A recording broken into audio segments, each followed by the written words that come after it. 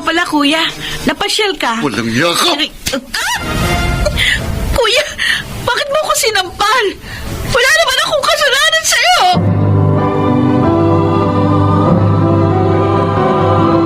Handog ng DZRH ang tula sa kanyang panahon.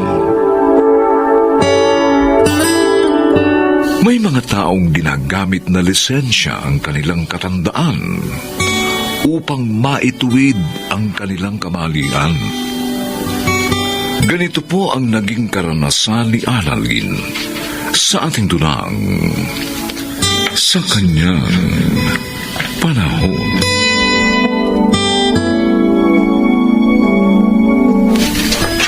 Hindi ko alam, Elson, kung matatagalan kong magkalayo kami ni Crisel. Kaya mo yan, kuya. Mabilis lang naman yung 2 years eh. Oo nga naman, Kuya Robert. Tama si Elson. Isipin mo na lang, para sa inyo ng mga pamangkin ko yung pagsasakripisyo ni Ate Crisel. Oo nga, kuya. Lalo ngayon na wala kang permanenteng trabaho. Sana nga, magkaroon uli ako ng trabaho at talagang hindi ko na paalisin pa si Crisel. Nandito lang kami. Handa kami ni Elsong damayan ka sa iyong kalungkutan. Salamat, Annalyn. Ang mabuti pa, dito na lang kayo kumain ng mga bata, kuya. Nang mabawasan yan, lungkot mo sa pag-alis ni ate. Oo nga. Paborito mo yung ulam na niluto ko.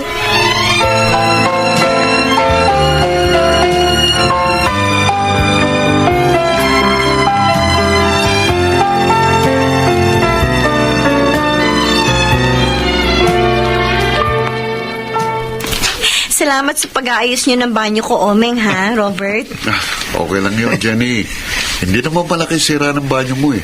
Isang hapunan lang ang katapat niyan. Ano ka ba, Oming? Uy, ayos lang yun, pre. Hapunan lang naman eh. Siya nga naman, Robert. Huwag ka nang mahiya. Kung gusto niyo, inuman pa tayo eh. Oh, Ha? wow, Naku. game pala to si Jenny. Talaga. At mabilis din akong mag-alis ng Ano? ng lungkot. Ah. Di ba nasa abroad ang misis mo? Kaya malungkot ka? Akala ko kung ano na eh. Kaya ko rin mag-alis ng lahat ng gusto mong alisin ko.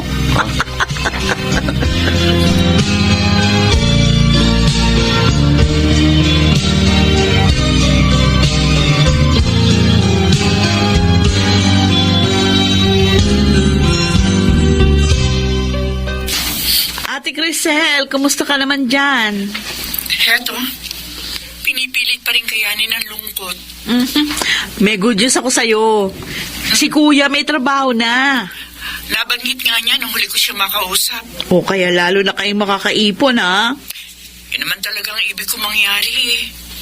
Kaya lang, Annalyn, nag-aalala ako eh. Saan? Baka dahil sa pangungulila, mambabae kuya mo. Ano? Maraming pangyayaring ganon, di ba, Annalyn? Inaaliw na namin si kuya. At inaasikaso ko rin yung mga anak nyo. Maraming salamat sa inyo, ha? Sana nga, huwag kaming matulad ni Robert sa ibang pamilya ng mga OFW na nawawasak dahil nagluko yung isa. Ayoko mangyari sa amin yun. Hayaan mo, ate. Palagi kong paaalalahanan si kuya.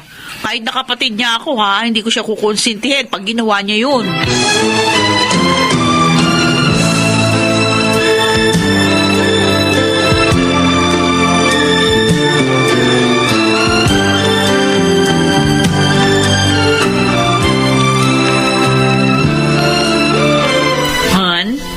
Sunday naman bukas, wala kang trabaho. Ano kaya kung ipasya natin yung mga bata? Maganda yan, ha? Hindi lang silang marerelax, kundi maging tayo. Ayan, sige, sasabihin ko sa mga anak natin para mag-ready na sila. And so, nga pala, isama na rin natin sina Kuya Robert at yung mga pamangkin ko. Kasi mula nung umalis si Ate Crisel, napansin ko, hindi na nakakapamasyal ang mga bata. Okay lang sa akin yun, kaya lang, baka hindi okay kay Bayaw. Bakit naman hindi magiging okay sa kanya? Sigurado nga matutuwa yun pag niyaya ko. Malay mo, may iba siyang gustong kasamang amasya. Ano? O naman, bakit ka naman nagsalita ng ganyan? Meron ka bang alam na kakaibang ginagawa ng kapatid ko? Siguro nga dapat malaman mo na para mapagsabihan mo si kuya. Kasakaling mailigtas mo siya sa kapahamakan. Bakit? Ano ba yun? Sabihin mo na. Para hindi ako nabibiti ng ganito. Kapatid mo, Ano? ng bababae. Baka naman nagkakamali ka lang dyan, Elson. Hindi. Dahil maraming beses ko na silang nakitang naglalampungan ni Jenny. Ano? Diyos ko, bakit ginawa yun ni Kuya? Kawawa naman si Ate Crisel. Mahal na mahal pa naman siya. Gusto ko sanang kausapin si Kuya Robert, kaya lang baka masamain niya. Ang mabuti pa siguro, ikaw na ako mausap sa kanya. Baka sakaling makinig siya sa'yo.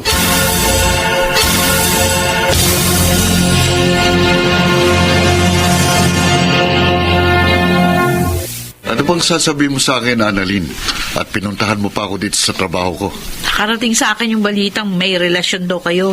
Ha? Nung bago naming kapitbahay na si Jenny. Yung ba? Gwapong kuya mo eh. Kaya pinatulan niya ako. Kuya, wag ka sana magagalit, no? Pero panluloko kay Hipag yung ginagawa mo, eh. Ikaw naman, naglilibang lang ako. O paano kung ganyan din yung gawin niya doon? Ano? Makipagrelasyon din siya sa iba. Annalyn, Oh, syempre ayaw mo, di ba? Kaya wag mong gawin sa kanya yung ayaw mong gawin sa'yo. huwag ka nga makialam sa amin. Lalaki ko. At walang mawawala sa akin. Kaya okay lang, kahit mambabae ko. Anak ko, mali yung katwiran na yan. Tama na! Umalis ka na. At isara mo yung bibig mo, ha? Kung ayaw mong maggalit ako ng gusto sa'yo.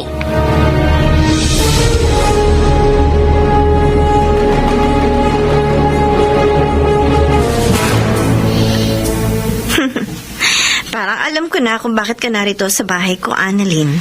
Tungkol sa kuya ko. Kay Kuya Robert, Jenny. Sabi ko na eh. Alam mo naman na may asawa yung kuya ko, eh. Bakit pinatulan mo pa? O wala naman dito misis niya. Kaya walang problema. Hindi pa rin tama yung ginagawa nyo. Binawasak mo unti-unti yung pamilya ng kapatid ko. Layuan mo na siya. Paano kung ayaw ko? Sasabunutan mo ko? Ano ka ba? Eh kung ang kuya mo nga hindi mo makumbinsing iwan ako, di lalo na ako. Ang gwapo niya naman kasi. At ang galing pa. Kaya pwede ba? Huwag ka nilang makialam.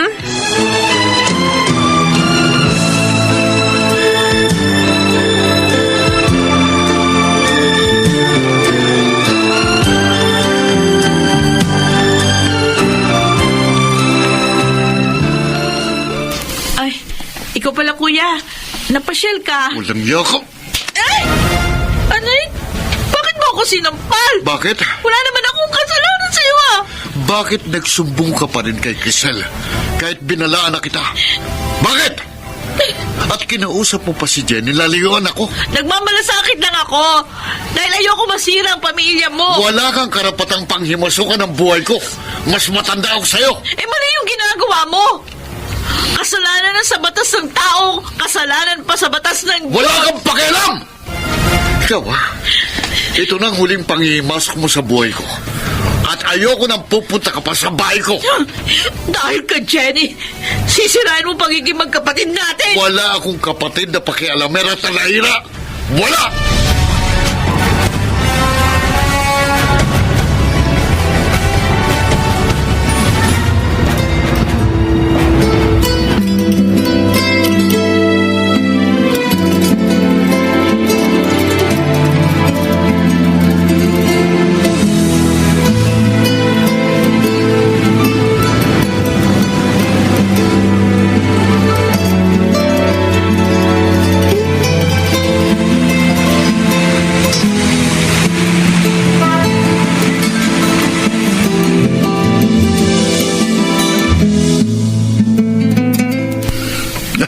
Sabi ko sa'yo, Han, maganda yung movie na yun eh.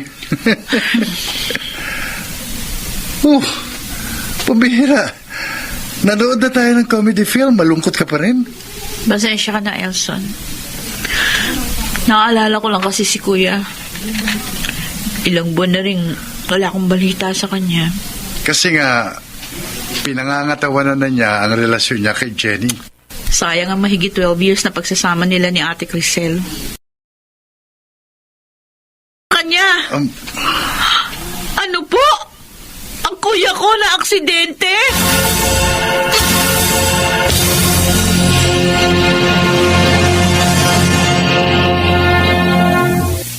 Jenny, salamat at narito ka na.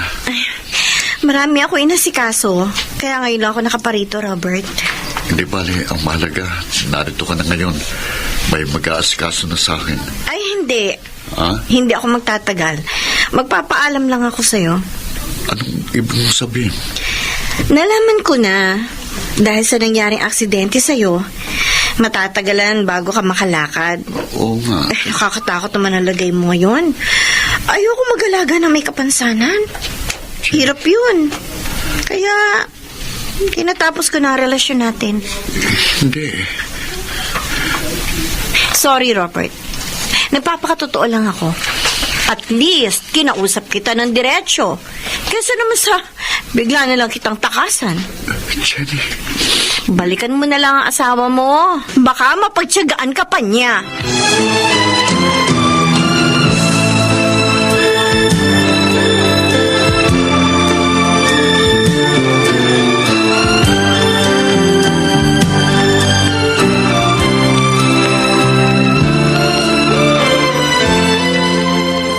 Kuya Robert, Annalyn. nalaman ko nangyari sa'yo. Kaya ako nagpunta. Kahit nagalit ka. Nakita ko rin si Jenny lumabas dito. Iniwan ako ng walang yan yun. Tama ka. Isang malaking pagkakamaling ginawa kong pagpatol sa kanya. Dahil doon nawasak ang pamilya ko. Maging ang samahan natin bilang magkapatid. Magpasalamat ka na rin. Nakusa kang iniwan ng babaeng yun. At buhay ka pa rin. Maitutuwid mo pa ang mga pagkakamali mo sa buhay. Patawarin mo ako, Annalyn. Dahil sa kahibangan ko, napagbuhatan kita ng kamay. Kinalimutan ko na yung kuya. Huwag kang mag-alala. Aalagaan kita. Makakalakad ka uli. Salamat, kapatid ko. Kakausapin ko rin si Ate Crisel. Nabigyan ka pa niya ng isa pang pagkakataon.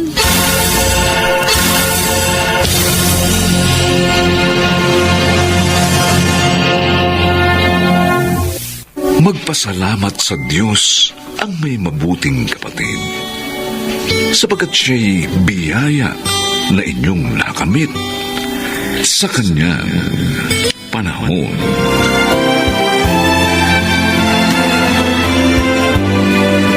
Mga nagsigalap: Rosana Villegas, Bobby Cruz, Susan Robles, Phil Cruz, Chiquit del Carmen Amor, at Lionel Benamin. Special Sound Effects Jerry Mutia. Technical Supervision Eric Lucero at Bong Buyar. Musical Scoring Buboy Salonga. Ang kasaysayang ito'y mula sa panulat ni Telma Corporal Alcantara at sa pinagsamang direksyon ng inyong lingkod June Martin de Gaspi at Bobby Cruz. Sa kanyang panahon.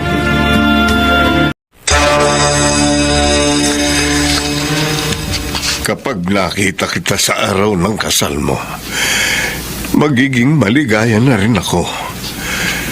Kahit nasa labas lang ako ng simbahan. Basta matanaw lang kita. Hindi mangyayaring ilusyon ninyong yan. Dahil ngayon din, sa ayaw niyo sa gusto, ihahatid ko kayo sa leprosarium. Handog ng DZRH ang tula sa kanyang panahon. Pagtanggap, pagharap at pagpapatuloy sa buhay, Parusa nga bang pagpapalaya ang mga ito ng mga bigat na dinadala natin sa ating dibdib? Mga kaibigan, tunghayan natin ang naging karanasan ni Lyra sa ating dunang sa kanyang panahon.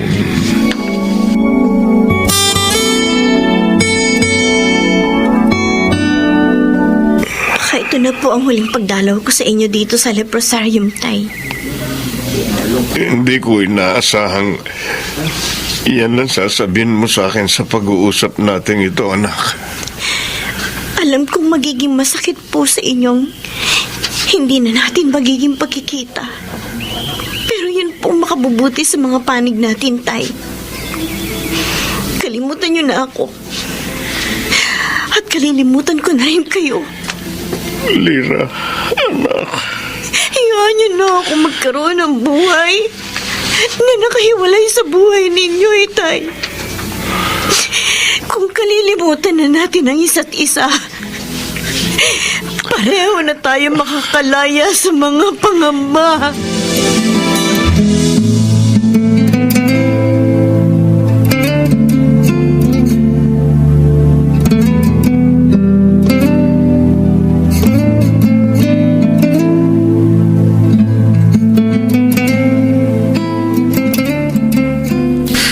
Dad, kumusta? Eto, masayang-masaya nang matanggap ang text mo na ikakasal ka na. Sa wakas, papapanatag na rin ako dahil lalagay na sa tahimik ang anak kong mahusay na arkitekto. At dahil nalalapit na ang araw ng kasal ko, kaya magpalakas ka, Dad. Gusto kong sa araw na yon, naroon ka rin sa harap ng altar at gwapong-gwapong naka-Amerikana. Oh, seryoso ka ba? Kailangan ba talagang naroon ako? Well, kung buhay ang mami, kayong dalawang gusto kong naroon sa kasal ko. Pero kung dalawa na lang tayong natitirang nagmamahalan dito sa mundo, it's a must, Daddy. Kailangan mong dumalo sa kasal ko.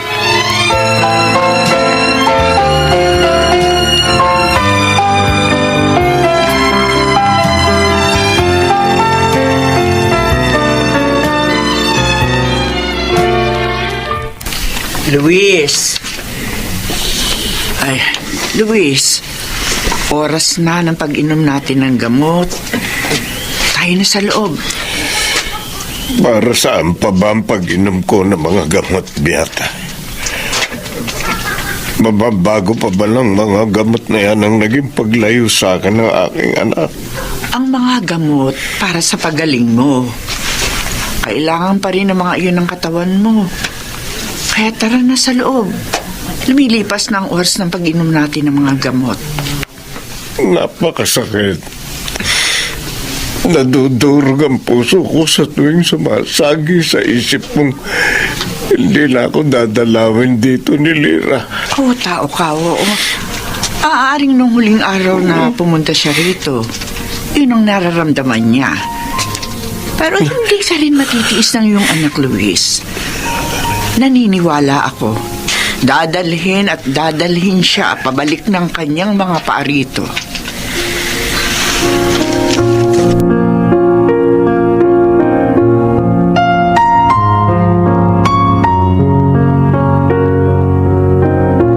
Lyra, halika dali, lumapit ka dito. Tingnan mo yung nasa balita. May mga leper na tumakas mula sa leprosarium. Ay, Diyos ko. Sa leprosarium na kinaruroanan ni Itay, doon sila nagsitakas, Melay. Ay, teka. Yung matandang lalaking nadaanan ng camera, si Mang Luis, oh? Oo nga. Si Itay. Ayon sa news, nag-ipon-ipon daw sila sa isang university belt sa Manila. Kailangan puntahan ko si Itay doon. Kailangan maibalik ko siya sa leprosarium. Sa ayaw niya sa gusto, ibabalik ko siya sa lugar na yon.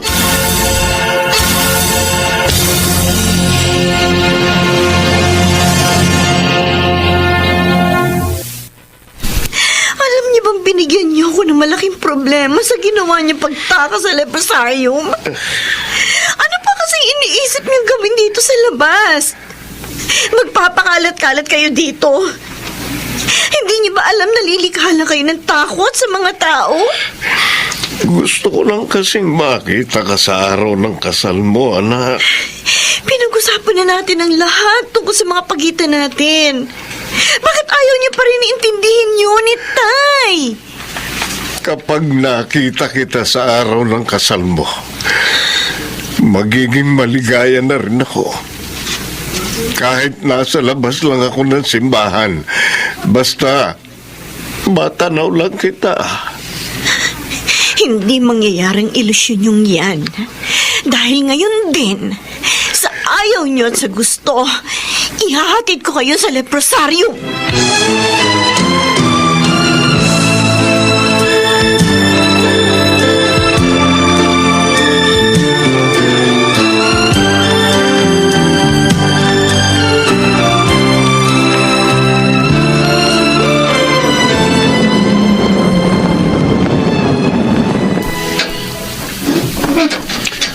Hi, Melay.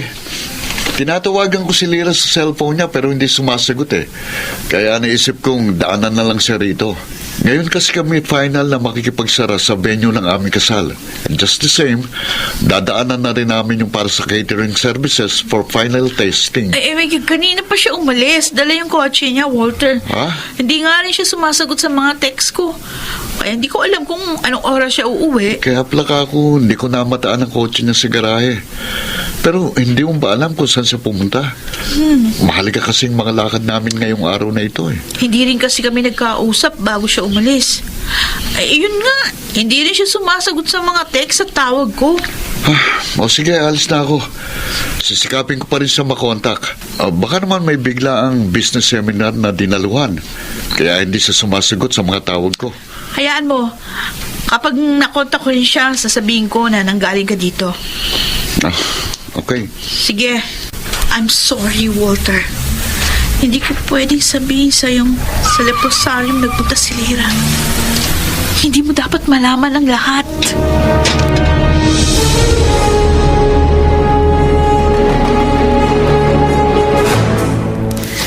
Luis, tanggapin na natin na ang lugar na ito ang ating mundo.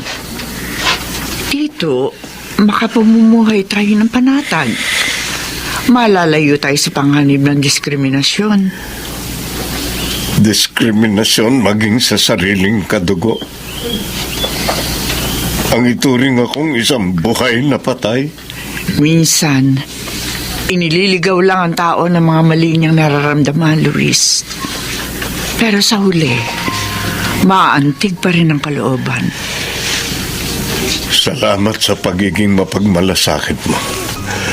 Hindi lang sa akin, kundi sa mga pasyenteng nandito sa pasilidad nito. Malaking tulong ang pag-alala mo sa aming mga damdamin, Beata.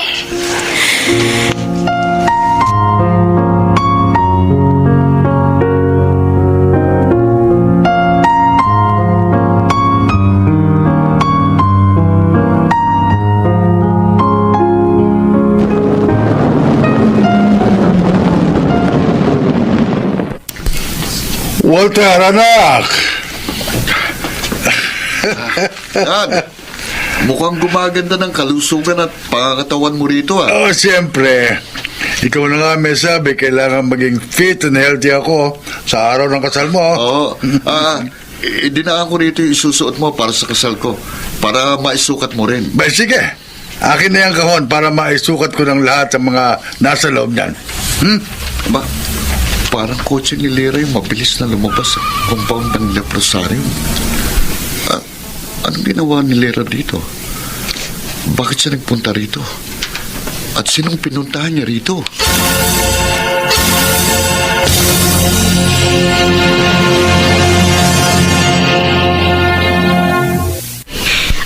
Ang ganitong sitwasyon ang kinatatakutan kong dumating. Kaya inilihim ko sa iyo ang lahat, Walter. Natatakot akong layuan mo ko. Sakaling malaman mong tungkol sa sakit ni Itay. Kaya mas minarapat mong sabihin sa akin, matagal nang patay ang iyong ama, Lira. Dahil kung sinabi ko sa iyo buhay pa siya, tiyak na hahanapin mo pa siya sa akin, Walter. tatanungin mo ko ng mga katanungang hindi ko alam kung saan ko hahagilapin ang mga kasagutan. Kung paano ko sasagutin. Hindi lang naman ikaw ang naglihim sa pagitan ng relasyon natin. Anong ibig mong sabihin, Walter? Kung bakit ako nasa leprosarium din ang araw na yon, same facility rin na ginagamot si Daddy. Pero wala akong planong ilihim sa'yo ng permanente ang lahat. In fact, sorpresang magiging pagdalo niya sa ating kasal.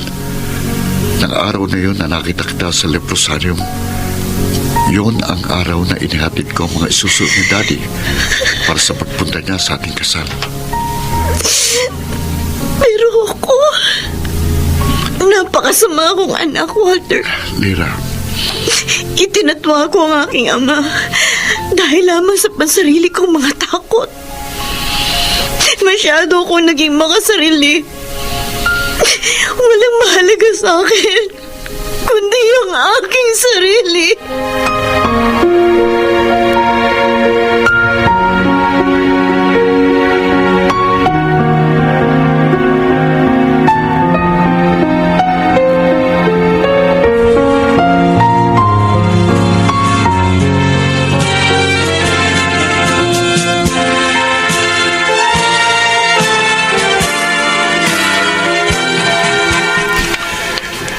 Napakaganda ng anak ko, Beata. Bagay na bagay sa kanya ang suot niyang damit pang kasal. At napakagwapo rin ng manugang mo sa suot niyang Amerikana, ha? Anak ko yata yung gwapong pinag-uusapan nyo. Kanino pa magmamana yan eh? Hindi ako tututol sa sinabi mo, kumpare. Oh. Kahit naman sa ang anggulo tingnan, litaw na litaw ang kagandahan lalaki niya magama. Ang nakatatawa sa atin, nasa iisang facility lang pala tayo. Pero hindi tayo magkakakilala kung hindi pa ikinasal ang ating mga anak. Sobrang mahihiyain kasi itong si Luis, Oscar. Abay, kung hindi ko pa pipiliting lumabas para sumali sa mga kasayahan sa pasilidad, hindi talaga lalabas ang kanyang silid. Ang mahalaga, parang iisang pamilya na rin tayo ngayon. Magdadamayan tayo sa isa't isa pagbalik natin sa facility.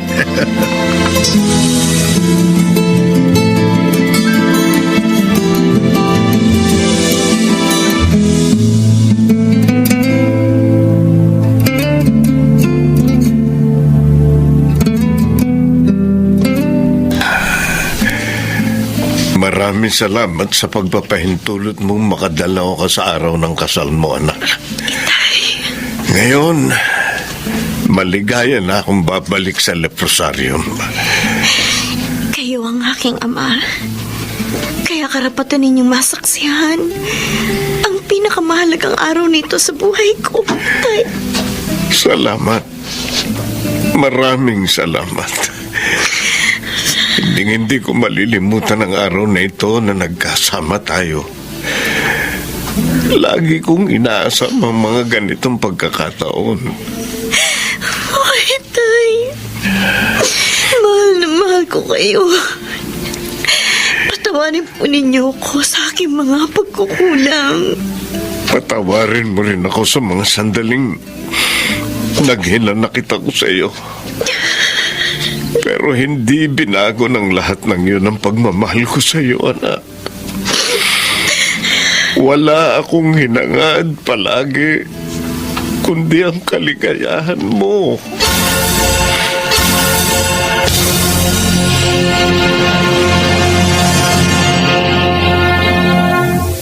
Walang perpektong kaligayahan, lalo pat kung wala ang kapatawaran. Ang pagpapatawad ang tugon sa pagkakaroon ng isang masaya at panatag na buhay. Walang mabigat na kasalanan sa pagpapatawad sa kanyang panahon.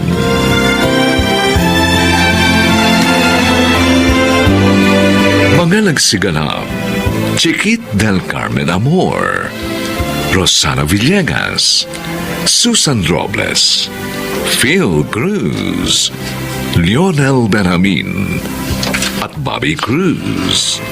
Special sound effects, Jerry Mutia. Technical supervision, Eric Lucero at Bong Muyar. Musical scoring, Buboy Sanog.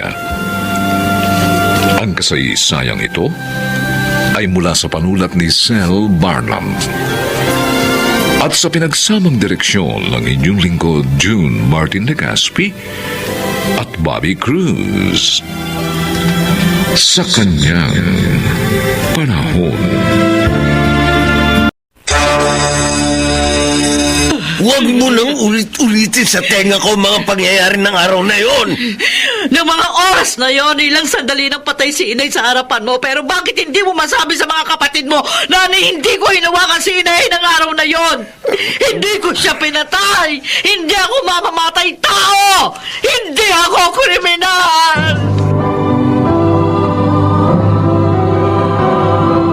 Handog ng DZRH ang tula sa kanyang panahon. Paano nga ba ang pagpapakita ng magandang impluensya ng isang ama upang maprotektahan ang kanyang pamilya?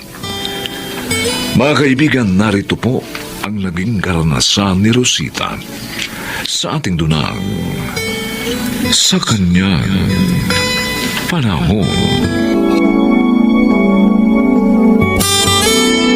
Buwisit na ulam to! Buwisit na bahay talaga ito! Buwisit! Ito!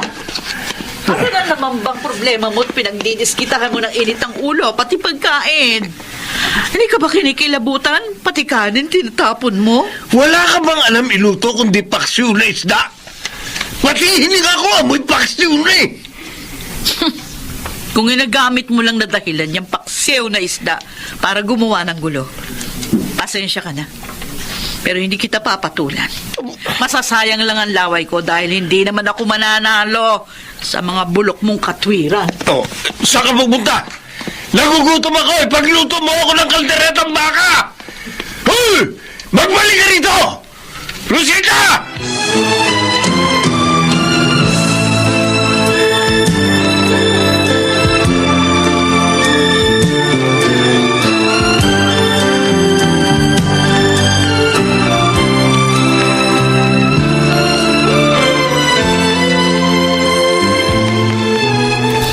Minsan, kuya, nakakapagod na rin unawain yung mga walang dahilang pagwawala rito sa bahay ni Itay. Naaawa nga ako kay Nay dahil siyang sumasalo sa mga galit ni Itay. Masyadong mapaganap. Hindi naman nagbibigay ng pera samantalang ang lakas kumita sa diskarte niya. Kung bakit naman kasi, habang tumatanda si Itay, lalo nagiging masama ang mga kostumbre. Kahit nga tayo, hirap na siyang pakisamahan. Malakas kasing impluwensya sa kanya ng mga taong nakakasalamuha niya sa labas. Kung anong isulso sa kanya, ginagawa niya. Di nga sana balik kung para sa kabutihan lang itinuturo sa kanya. Ganun ba kahina ang Itay? At wala siyang sariling disposisyon, kuya? Yan kasi yung obserbasyon ko sa kanya. Ang hindi pa maganda, dinadala pa niya hanggang dito sa bahay yung mga baluktot na katwirang nasasagap niya sa mga kainuman niya.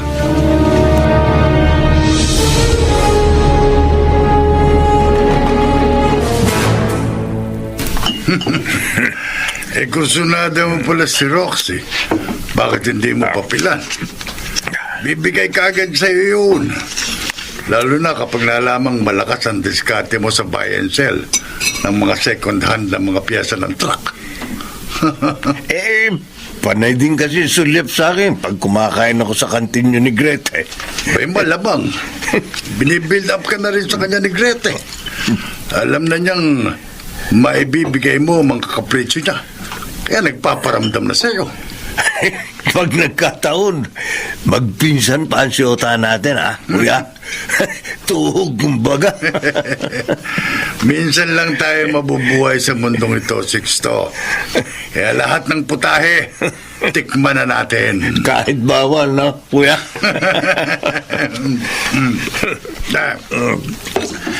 Ito lagi ang tandaan mo, ha, Sixto. Walang bawal-bawal sa taong gustong lumigaya. Kahit pabawal na kaligayahan yun.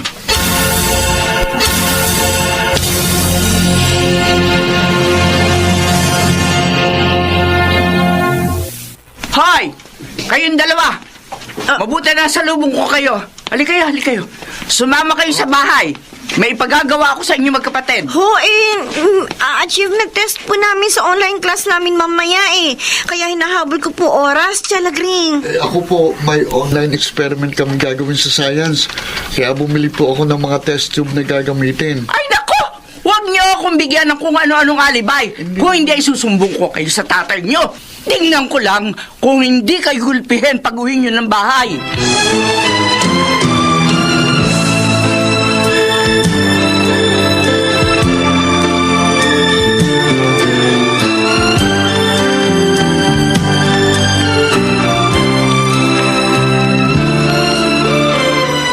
Nasaan na ba ang mga batang yun? Malapit nang magsimula ang online class nila. Hindi pa rin nagsisiuwi ngayon. Ano ba yan? Yung mga cellphone nila, nandun at pareho palang nakacharge sa tabi ng laptop nilang nakabukas.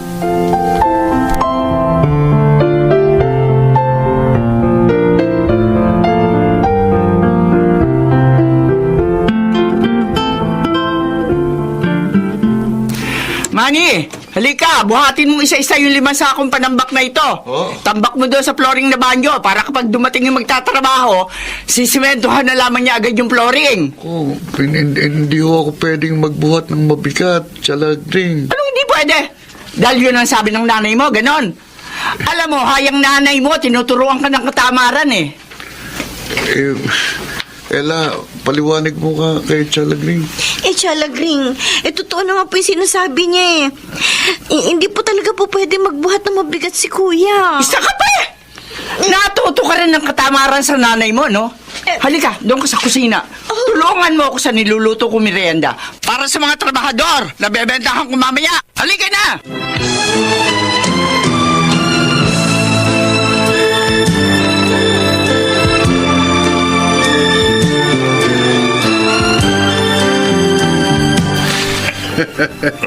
Talaga palang hindi mo binibigyan si Rosita sa kinikita mo sa pagbubayan siya ng mga lumang piyesa ng truck at Sixto. Sa mga bisyo ko lang, kulang pa ito kinikita ko Lalo na ngayong hawa ko na si Roxy. Nakasama na sa mga ginagastosan ko. Sa bagay, yung mga asawa, dapat talagang hindi pinamimihasa sa pera para matuto silang dumiskarte para sa sarili nila. Total, ang papel na lang nila sa buhay natin, ipagluto tayo at ipaglaba. Kaya nga si Rosita, kapag humihingi sa akin ng pera, binabato ko na lang ng pambili ng sabong panlaba.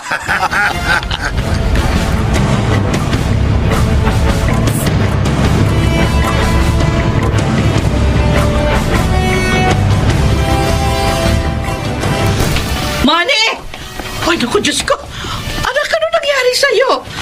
Bakit ang dami mong dugo sa puwitan? Nay, ayaw pong minto ng pagdurugo ng almoranas ko Naku! Natatakot na po ako. Ella, halika muna dito! Ay! Ang kuya mo, kailangan dalhin natin sa ospital! Ay, Diyos ko! Ang kuya! Dali! Tumawag ka na ng tricycle sa labas.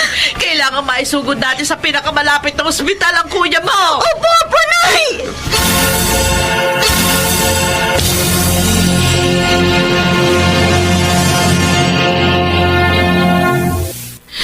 Bakit ba kung sinisisi mo sa pagsumpong na sakit ni Manny?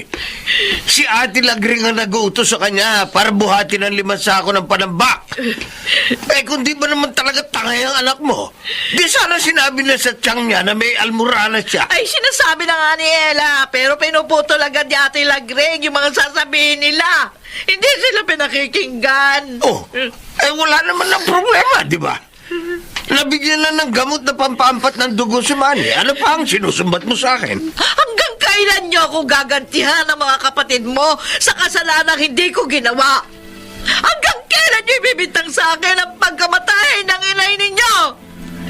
Pero sana lang, Huwag namang idamay ng mga kapatid mo sa galit nila ang mga anak ko. Di ba sinabi ko na sa'yo kahit kailan, wag na wag mong babanggitin ang pagkamatay ni inay? Naroon ka ng araw na yon, Sixto.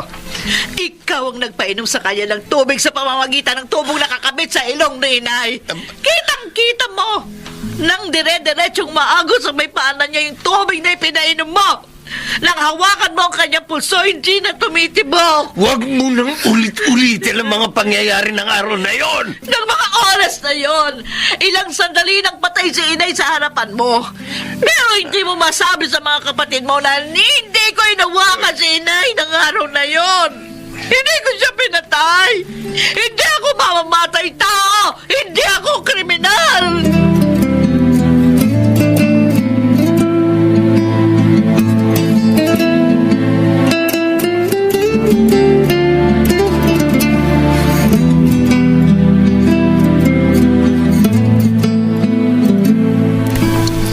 Alam ko, ng mga panahong yun, sinusundo naman talaga ni Rosita ang nurse sa health center na nagpapakain kay inay sa pamamagitan ng tube feeding. Kinukwento sa akin ng nurse lahat. Ayaw pakialaman ni Rosita pagpapakain kay inay dahil kung magkamali nga naman siya ng proseso, maaaring ikamatay yun ni inay. Bakit pinaniwala mo kung namatay si inay? Dahil sa maling pagpapakain ni Rosita sa tubo? Dahil yun ang paraan ko para makawala sa sumbat ang konsensya. Sa ginawa kong pagtanggi para alagaan si inay nung nabubuhay pa siya. Naghanap ako ng masisisi sa pamamagitan ni Rosita. Sa kanya ko ibinato ang lahat para hindi niyo makita ang aking mga pagkukulang bilang nakatatanda niyong kapatid. Kung ganon, ang laki pala ng kasalanan natin kay Rosita. Tinuruan natin si Sixto na kamuhian siya. Pati mga anak nila idinamay natin sa galit na wala naman palang batayan sa simula pa lang.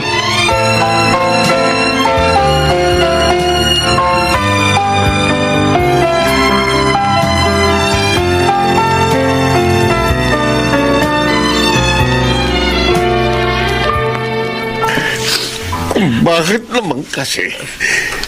Batid ko ang totoo pero pilit ko pa rin pinanindigan ng isang malaking pagkakamali sa nakaraan. Lahat ng sakit at paghihirap ng loob na gusto niyong ipadana sa akin, kaya kong tanggapin. Pero wag lang sa mga anak ko, Sixto. Kung wala kang pangarap na magkaroon sila ng maayos at magandang buhay sa hinaharap, ako yun ang pinapangarap ko. Hindi ko alam kung paano hihingi ng kapatawaran sa inyo ng mga bata, Rosita. Siguro, simulan mo sa sarili mong pagpapatawad sa iyong mga pagkukulang. Hindi naman kami madamot ng mga anak mo sa pagpapatawad. Noon pa man, wala kaming hinihintay, kundi ang madama ang iyong kalinga at pagmamahal.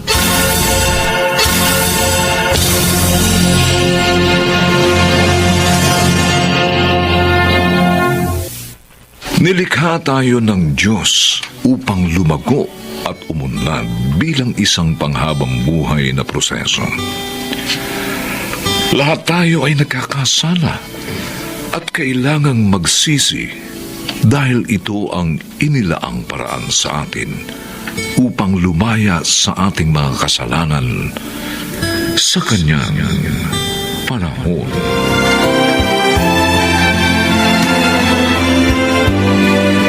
Nalagsigalaang Rosana Villegas, Chiquit del Carmen Amor, Susan Robles, Phil Cruz, Lionel Benjamin at Bobby Cruz. Special Sound Effects Jerry Mutia. Technical Supervision Eric Lucero at Bong Muyar. Music and Scoring Buboy Sanog Ang kasaysayang ito ay mula sa panulat ni Sel Barlam at sa pinagsamang direksyon ng inyong lingkod June Martin Legaspi at Bobby Cruz.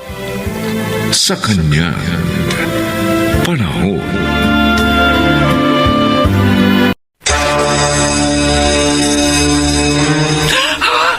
Conchilio! Sa pamamagitan nito, matatauhong ka na!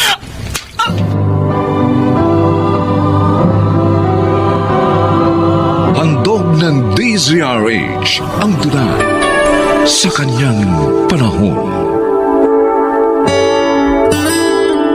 Sinasabing hindi maitutuwid ang isang pagkakamali ng panibagong pagkakamali. Ngunit marami pa rin ang waring hindi naniniwala rito.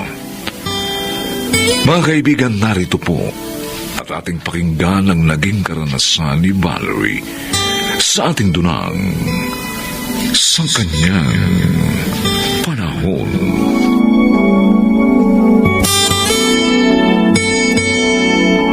Mami, saan kayo pupunta? Oh, may date ang mami mo, anak. Date? Oh, yes, Kuya Fernando. Kanino? Sinagot niyo na ba si Mang Tomas? Ay, hindi ah. Tsaka wala akong gusto sa kanya, no? Mas matanda pa nga siya sa walang yamon daddy eh. Bakit ko siya papatulan? Eh, di pinagtawanan lang ako ni Amado. Eh, sino ang kadate mo? Si Walter. Isang gwapong binata. Yung sinabi niyo sa akin last week na nakilala niyo sa isang dating site? Oh, yes, Iha. At boyfriend ko na siya. What? Mami naman! Bakit niyo ginawa yun? Eh, bagay naman kami, hindi ba? Hindi naman ako mukhang matanda. Mami, bukod sa ang bata ng Walter na yun, hindi niyo pa siya lubos na kilala. Mas makikilala ko siya ngayong BF ko na siya, anak. Hindi ko alam kung bakit naging ganyan na ngayon ang pangangatuwiran mo, Valerie. Ano ba nangyari sa'yo?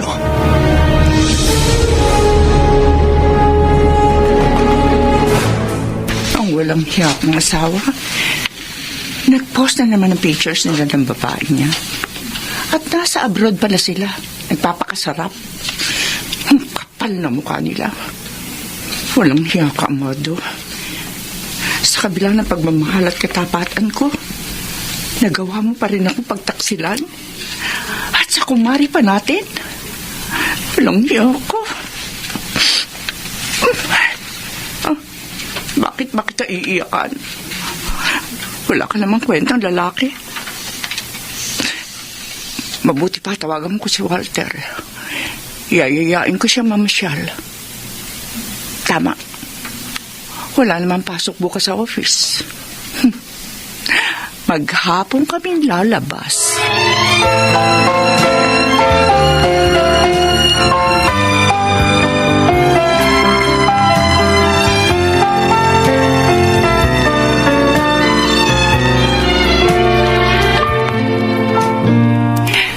Nag-enjoy ka ba sa lunch natin? Oh, yes, babe. Ang sarap na pagkain. Sabi ko na magugustuhan mo dito eh. Kaya lang, ang laki ng nagastos mo. Oh, it's okay. Basta ang importante, we're happy. Sorry Ikaw na naman ang gumastos sa date natin. Oh, Alam ko kasi, maliit lang kita ko sa trabaho. Kulang pa nga sa mga gastusin ko. oh, I understand. Teka. Eto, kunin mo. Pera? Hmm. Ani ko yan. Eh, di gamitin mong pandagdag sa mga pangangailangan mo. Bumili ka ng damit, sapatos. No. Kakaya naman sa'yo, babe. Oh, babe. come on. Eh, Don't be shy. Okay. Girlfriend mo ko, di ba? Kaya hayaan mong tulungan kita.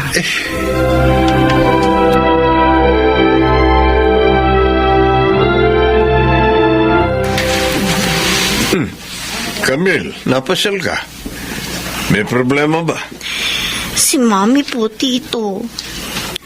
Dati-dati, pag pareho kami walang pasok sa office, magkasama kami. Nagbabanding. O bakit? Nagbago na ba yun ngayon? Opo. Mula po na maging boyfriend niyang Walter na yun. Tuloy pa rin pala ang relasyon nila. Kakainis nga po, Tito eh. Ay, nako. Madalas din nga po niyang ibili na kung ano-anong bagay ang lalaking yun. Nabola na talaga ng lalaking yun ang kapatid ko. Tito, pagsabihan niyo nga si Mami. Ayoko siya masaktan ulit. Yun talaga ang gagawin ko. At sana lang, makinig siya sa akin.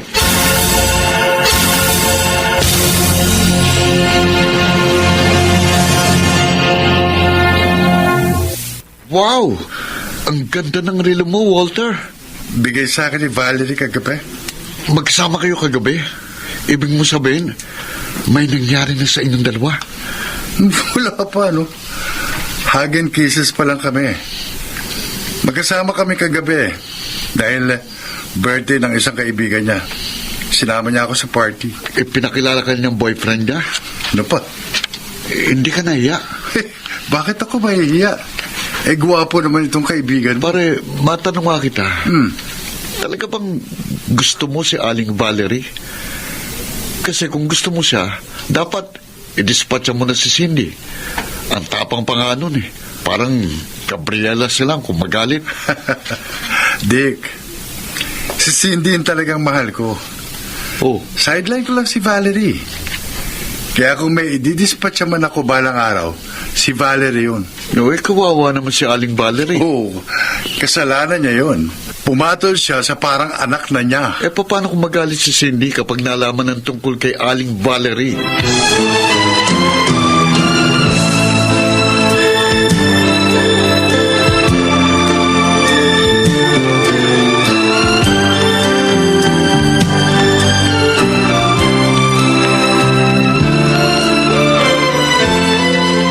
My God, Mami!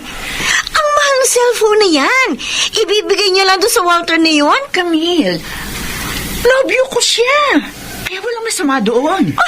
Hindi mo ba naiisip na pineperahan ka lang ng lalaking yun? Kasing edad lang siya ni Camille. Kaya nga. Mami, tanggap ko naman kung gusto niya nang palitan si Daddy. Dahil pinagpalit din naman niya kayo sa ibang babae. Pero sana naman, huwag naman sa lalaking kasing edad ko lang. Diyos ko. Ang hirap sa inyong dalawa, ha? Napaka-judgmental nyo. Tapat sa akin si Walter. Mahal niya ako. Hindi tulad ni Abado na manluloko. Sinaktan lang ang damdamin ko. Ang gusto lang naman namin yung wag ka nang masaktan pa muli. Mahalaga ka sa amin. Kaya nagmamalasakit kami sa iyo. Wag mo naman sana masamain yun. Basta balang araw, mapapatunayan ko rin sa inyo na tapat si Walter sa akin. Tandaan nyo yan.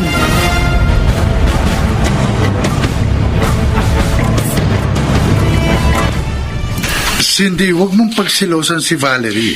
Matanda na yun. Pero niyayakap mo siya, hinahalikan, inaalala. O siyempre, para magkapera ako. Ano? Alam mo namang maliit lang ang kita ko sa trabaho ko. Kaya naisip ko, gawin ko siyang sideline. Para magkapera ako ng malaki. At tama naman ang naisip ko. Hindi mo siya mahal? Natural hindi. Nandidiri nga ako kapag hinahalikan niya ako eh. Cindy, sa pera lang niya ako nasasarapan. Kaya huwag ka na magselos. Ang gawin mo, manahimik ka na lang para mas malaking salapi pa ang makuha natin.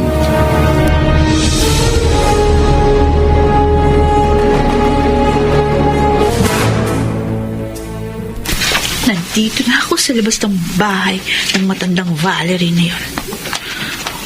Manda ka sa akin, matanda ka. Kapal ng mukha mo. Pumatol ka pa sa halos anak mo lang. At ito naman si Walter. Wiling-wili sa perang binibigay mo. Kala naman niya, matutuwa ako. Di bali nang maperwisyo ko sa gagawin ko. Basta, maisama ko kayong dalawa. Kakatok na ako. Walter? Ikaw ba yan? Ay, bakit bumalik ka? Ang walang hiya, nang galing pala dito.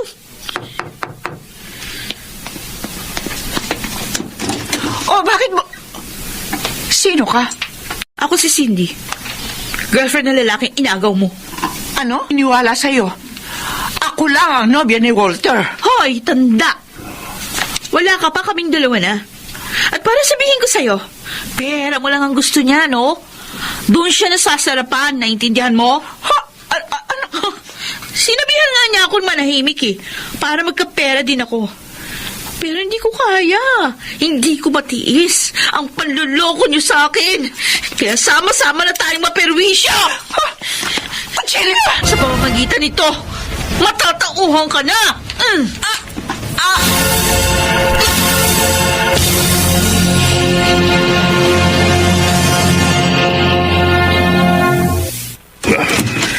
Tito Fernando!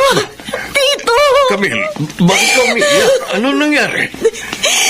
Si Mommy! Dinala ko sa ospital! Bakit?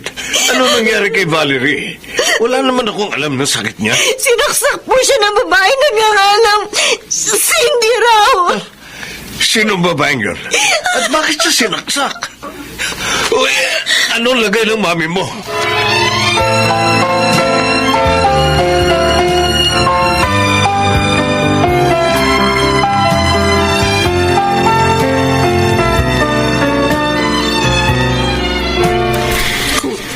Kuya Fernando, Buti naman at hindi grabe ang tama mo, Valerie. sinabi na ba sa'yo ni Camille ang buong pangyayari? Opo, Mami. Sinabi ko na po kay Tito. Matapang pala nobya ng Walter na yun. Hindi ko alam na may nobya na si Walter. At gusto lang niya akong perahan. Tama pala kayo sa inalaan niyo. Kung sa bagay, ginamit ko rin naman siya. Ha? Hindi niyo talagang gusto ang lalaking iyon? Oo, anak. Ginamit ko lang siya upang malimot ko yung sakit sa ginawang pag-iwan sa akin ni Amado. Ipinakita ko sa mga tao. Ako, kaya niya akong palitan. Kaya ko rin siyang palitan. Kaya kumuha ko na mas bata, mas gwapo kaysa sa kanya. Mami! Pero mali ako sa ginawa kong pagganti. Mudlik pang mga libang buhay ko. Oh, Valerie. Sadya nga palang hindi mga itutuwid ang isang pagkakamali sa pamamagitan ng panibagong pagkakamali.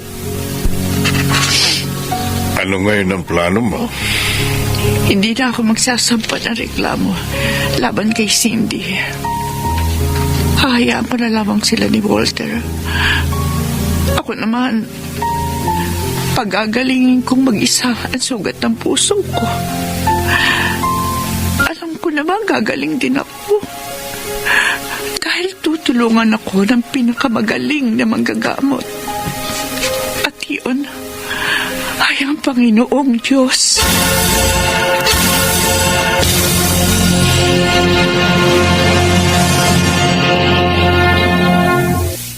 Lahat ng tao'y nakadarama ng silakbo ng damdamin. Kaya bago gawin ang iniutos nito, ay marapat lamang na pag-isipan mo ng mabuti upang huwag mapahamak sa kanyang panahon.